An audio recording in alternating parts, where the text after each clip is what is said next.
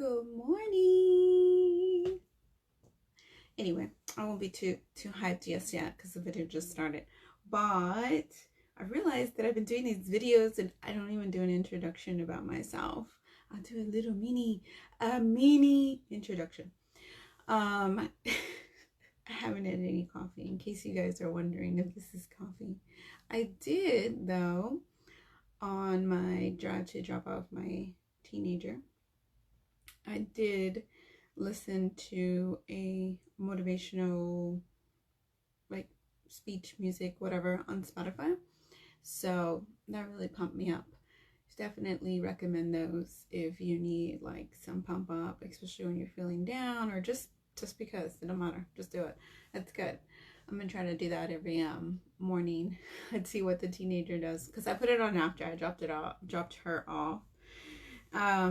Anyway, let's do my little mini introduction. So my name's Norma Reyes. I have my PhD in adult professional community education, and I'm a career and life coach. I do these videos because I want to be able to help everybody who is feeling stuck in their careers, or maybe in between life choices, career transitions, whatever it is. I want to be able to give my thoughts and hopefully help someone, and hopefully help them change and challenge their thinking. So hopefully I haven't said a thousand ums, but good morning. Thank you for joining me. This is day 3 of my 3-day challenge for this Find Your Joy challenge. Good morning. Who do I have online? Would you like to say hello? All right. So give me a moment while I mess with this over here. Good morning. Who do I have on? Say hi. If you said hi, I haven't seen the comment yet.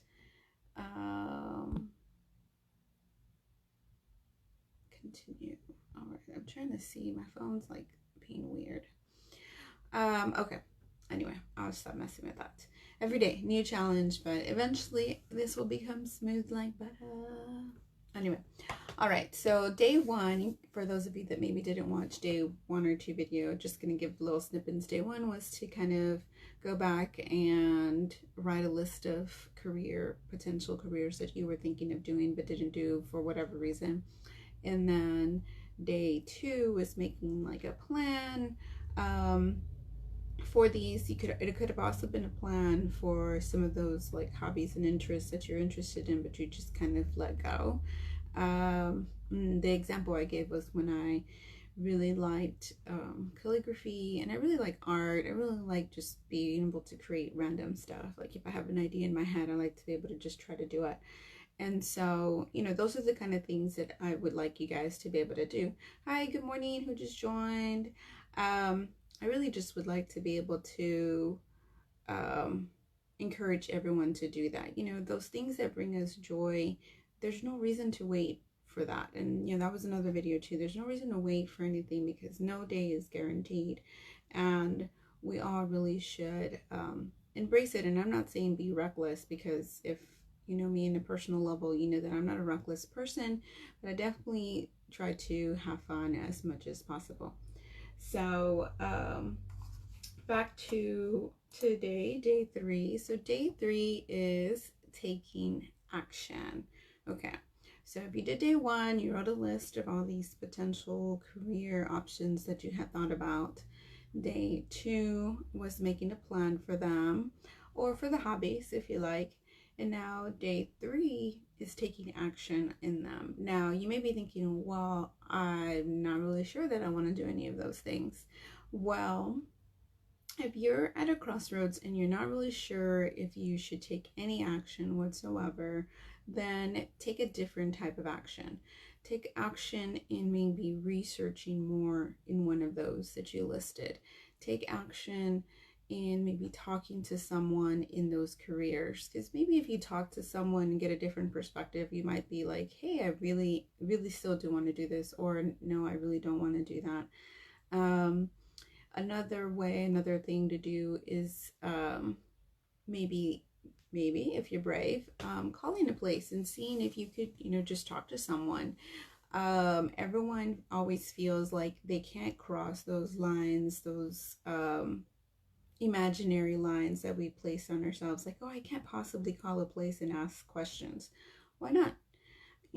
That's what a person would do if they wanted to get an internship. You could even ask if you could do an internship. It doesn't matter that you're not in school. It doesn't matter that you're not um, you know, backed up by someone. You could even just ask if there's any way you can volunteer to kind of just get an idea if that's a career potential that you want to do.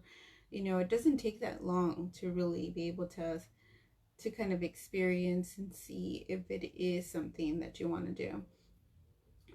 Some ways that I did this: when I was getting my master's degree, I was on the fence on whether I wanted to do bilingual education, because I thought I wanted to do teaching, like elementary school teaching, and versus like counseling, and then do counseling afterwards. And so anyway, I was like, okay, well, let me go ahead and take this job. And so it was an after school program job, and I started off just a regular worker, and then it was fine. I was working with middle school kids, and they were fine. I enjoyed with them, and parents basically didn't really talk. They just kind of signed their kids out and left or whatever.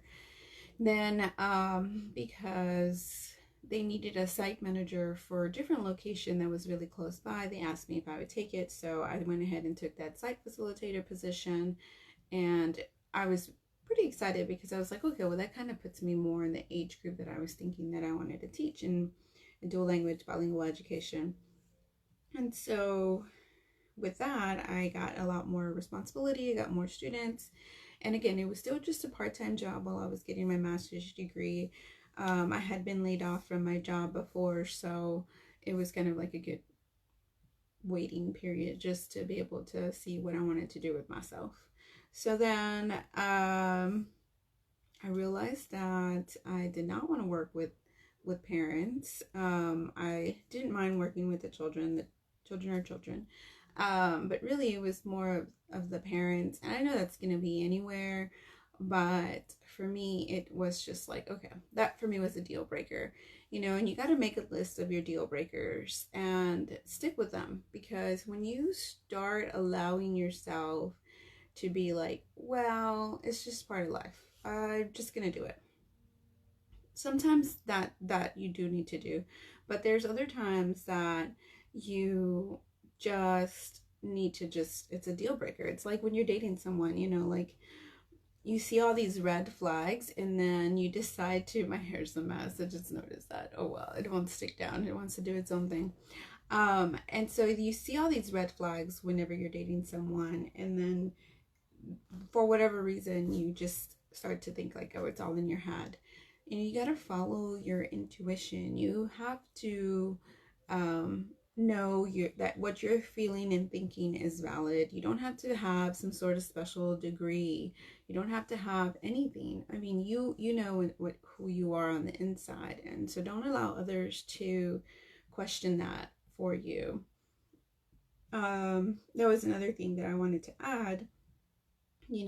Yes, I'm smart, right? I've always thought that I was smart, but there's more to it. There's plenty of smart people in this world that maybe aren't as successful, and it has nothing to do with intelligence. There's plenty of people that you might encounter and think like, well, they're not very smart and they're ahead of the game.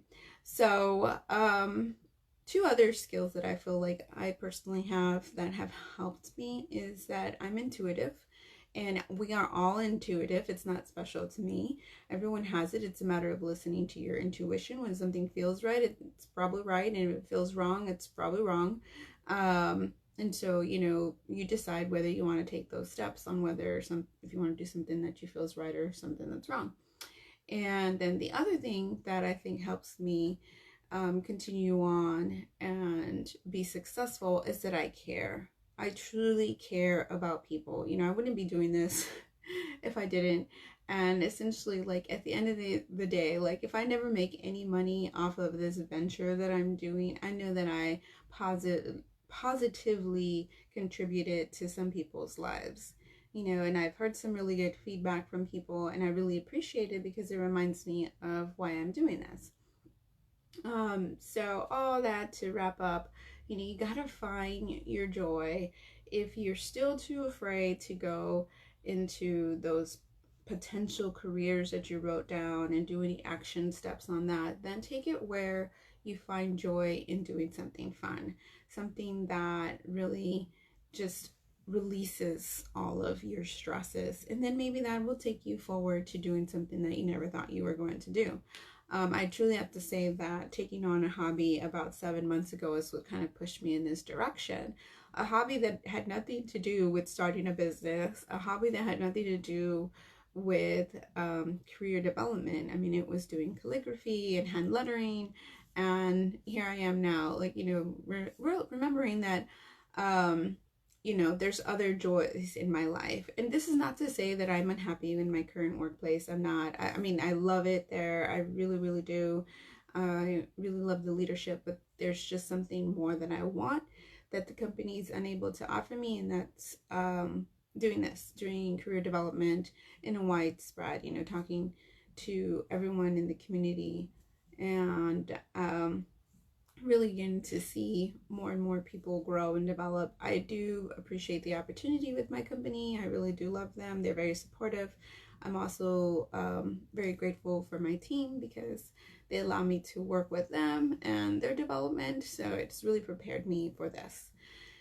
Something funny I do want to share if you're still watching, guys, because this is really, really funny. So my son, he's 4. But it goes back to, like, everything you do, you know, somebody's watching. Everything you do, you know, if someone thinks what you're doing is fun, you know, they might do it too. And so my son, he's 4, and a couple of days ago, he said, "Mom, go get out of the bathroom. I need to talk to myself." And so I was like, okay, like, I thought he just meant, like, just regular talk to himself. I didn't question it, and I'm just like, leave him alone. My husband's like, what is he doing in there? I was like, I don't know, just leave him alone, he's fine. Well, anyway, fast forward to yesterday, he again is saying, like, oh, hold on, because we were telling him to come to bed already, and he was still in the bathroom, and he's like, hold on, I gotta show the people how to take the toothpaste out of this cup with the hot water. I was like, what? And then we realized that he was pretending to do YouTube videos, but he really thought they were real. I don't know, he doesn't even like being recorded, but it was super duper cute. Anyway, and all that just to say, look, just go and do what you like to do. If it's not hurting anybody, you know, and just go do something and have fun. So today, you know, if you can't take action on what you wrote on day 2 or 1, then, you know, find something fun to do for you today. Thanks for watching, guys. I look forward to hearing what you guys do. Have a great day.